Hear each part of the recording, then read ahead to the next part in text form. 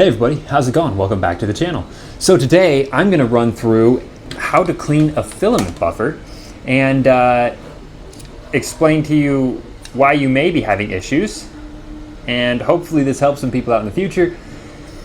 This is not the first time I've had to do something like this. Usually I have to do it on filament buffer. I've replaced I think 2 or 3 of these in my printer's lifetimes. I've replaced maybe 3 or 4 of these in my printer's lifetimes. And I gotta be honest with you, it's a little daunting, even though it is a very simple machine. You know, there's not a whole lot going on here, but it still is a little bit difficult if you don't know exactly what you're doing. Tools required for this are fairly simple. This is a 2mm hex. You'll need a 1.5mm hex as well. And you'll need a screwdriver, one of these. You gotta be careful with this because these are plastic tap screws, so you could easily strip them out. If you know what you're doing, you can use one of these, but be careful. And you might need a little bit of lubricant oil.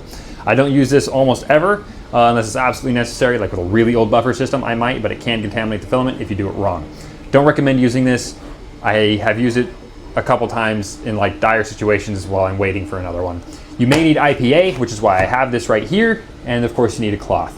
So let's just jump right into this. And before I do, if you like content like this, don't forget to like, comment, subscribe, and leave some comments down below on what you guys might want to see next. I'm making this right now because it just so happens that this piece of shit took a whole printer out, because that's what happens. So let's crack this thing open, show you what's wrong. I mean, I don't have to do much. I can just kind of do this and shake it and hopefully the filament will come out. Maybe, let's see here. Yeah, right there. So I had filament break off inside the buffer. How it even happened, I don't know, because this filament hasn't been used in like forever. But yeah, that's why this isn't broken. But since I'm here, I'm gonna open it up and clean it out. So let's get right into it. All right, so obviously you guys are kind of upside down from me. Sorry, I would turn the camera around. I just don't have a good way to do that. Maybe in the near future here, I will invest in something that can do that. But these should be 1.5mm hexes, and they are. You can do these finger tight. I am gonna use my gun here in a minute, but check this out. You guys should be seeing this from, like, this is how it sits on your printer. Like, actually, like, these are at the top. So I mean, I'm gonna try and keep this looking as good as possible for you guys. So I'll flip this around so you guys can see it. And then I'm gonna put my screws over here in this little container. And let's get this board taken apart. Only 3 screws holding this in, and then those are just clipped on. Be careful with these. I mean, you probably won't be able to break them, but you never know. And then in order to get the buffer open, this is a magnetic sensor, which is supposed to slide on here and be detected supposedly. No, I don't know what that's doing.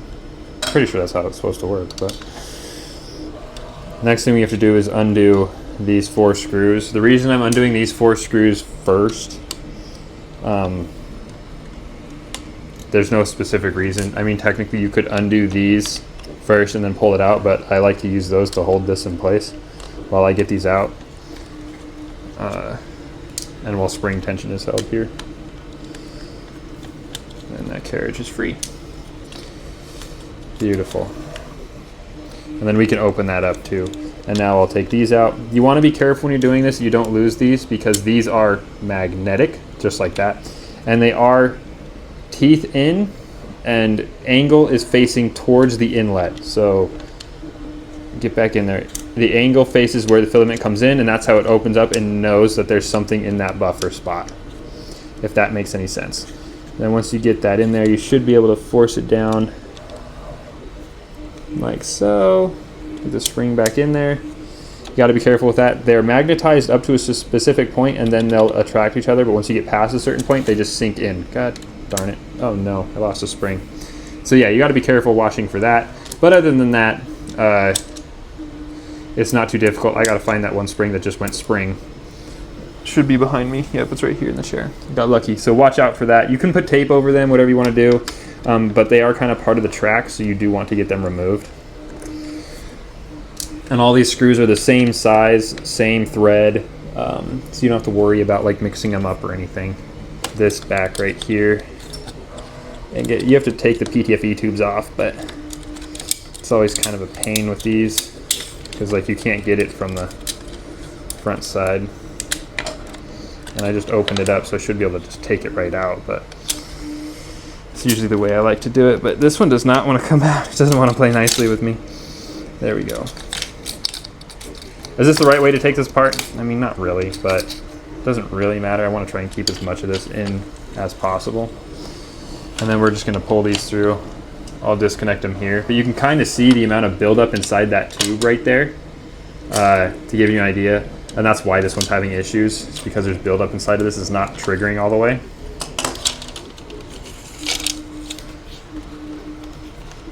And there we go. So this is the glide path right here. And then this is its counterpart. So this goes on here. And then your buffer piece or your PTFE connector goes inside of this. I'll take that connector off, but and clean it out. Realistically, all that has to be done is when you open this up. See, gotta get it on here again so I can open it back up. Is you're just gonna want to blow this out. You can clean it with IPA and a Q-tip, but usually I just take and give it a couple little puffs. This seems to be a little bit more broken down than I was hoping. And then for this guy right here, there's 4 screws on the back of this that hold this in. So those 2 screws there hold it down, and these 4 are what was typically against the plastic here, so it can't be opened up. So you just flip those over, get them up, and then we're gonna see inside of this and see how dirty it is. And I take that back, you're gonna need a Q-tip, especially to clean out this part.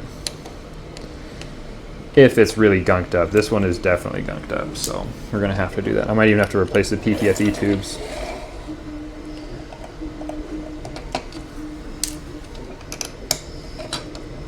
And I don't think Bamboo has a recommendation of how often you're supposed to do this, but I do it when I get failures or constant problems. And it doesn't even look that bad. There's a little bit of buildup in here, but realistically it's not that bad. You also want to look for like wear down. Let me just take these out. Just gonna look for any wear down spots. This is a fairly new hub, so it shouldn't be that big of a deal. This looks like these 2 paths, well, these are the used paths, so these are the ones that are typically mostly used. So I can see why there'd be a little bit of issue there. I'm gonna cut off any of this excess plastic that's like that so I don't have to worry about it stopping it from making a full connection. And this one doesn't look like it needs cleaned with IPA. Yeah, she's okay. These 2 are a little bit more dirty.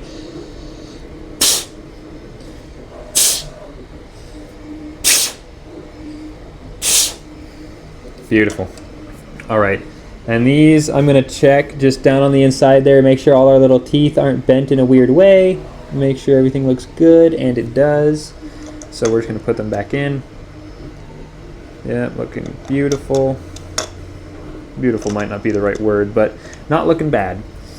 And then there we are. And then we'll put this right back. Oh no. Put this right back in. These are not magnetized, by the way, so like you do have to kind of worry about them a little bit. And then we will put in our 4 screws to screw this back together. Be careful, these are just plastic set and tapped. There's no metal parts holding this together. So it's just our 4 screws back into here.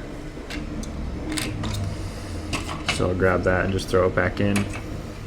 Orientation on this magnet does in fact matter. Magnet should be on the same side as these magnets here, just like that, and we're good to go. If you did try to put it in the other way, it wouldn't work. So I mean, it's kind of it's basically keyed, and then we will put in our 4 screws now, just to hold that PTFE bushing in place.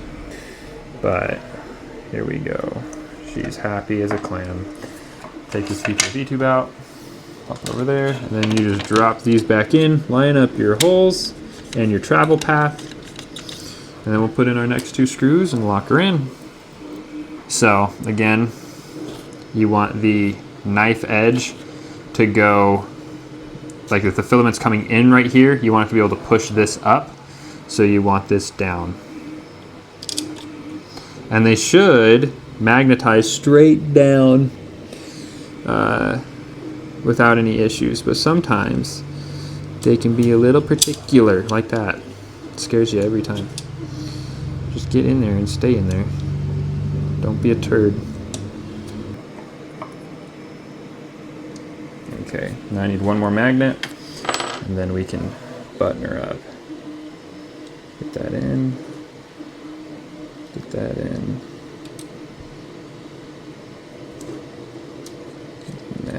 there, spring down. Okay, and we're golden. And then of course they hit this spring return there. And that's how they know. And then all you have to do is put this in place, back to where it should go. Line up the 3 holes, which are right there. There is also a keyed spot and location for them all. And then these should snap in. Nothing clicks in place, but this little hole right here is a keyhole for that to fit in. And then you're good to go. And then there's just 3 screws to put it back together. And then after this, we'll tear into a brand new filament buffer right here so you can see how to take one of those apart. It's really just a simpler version of this. Done. Now let's move on to this guy. A lot simpler.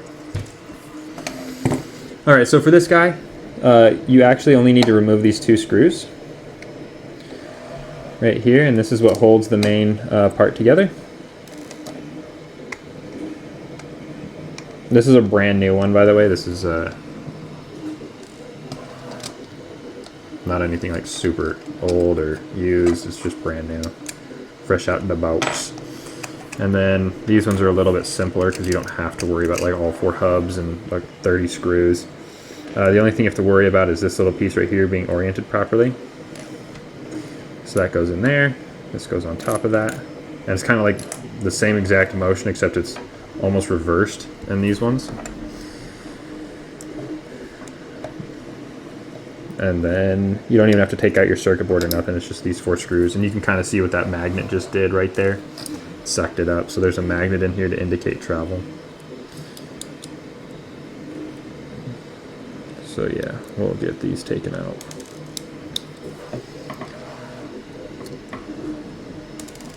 It really doesn't matter which order you take these out in. I'm going to be honest with you. As long as you're not a complete idiot, you should be okay. There's your magnet. There's your travel path. Obviously, you clean that out. Magnet back in. You want to put the magnet back in the same way you would take it out normally.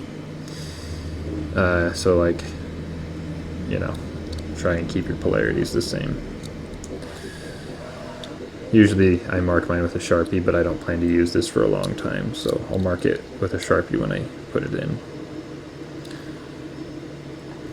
And all these screws, of course, are the same size, using a 1.5mm hex. And that's really it for the teardown. Putting it back in is a little bit more of a pain. You have to get this in first, line it up on the track. You can screw this together right here. It doesn't have to be out. You can like kind of get this started. Or, well, not started, but like on here. And then when you put it in place, it helps line up the screws. Okay. It's a little bit of a pain to get it back into its spot. So I'll usually take like lift from the bottom, and then once you get it kind of in, it should click down, and then you're good. And then you just have to make sure that that, yeah, rotates back.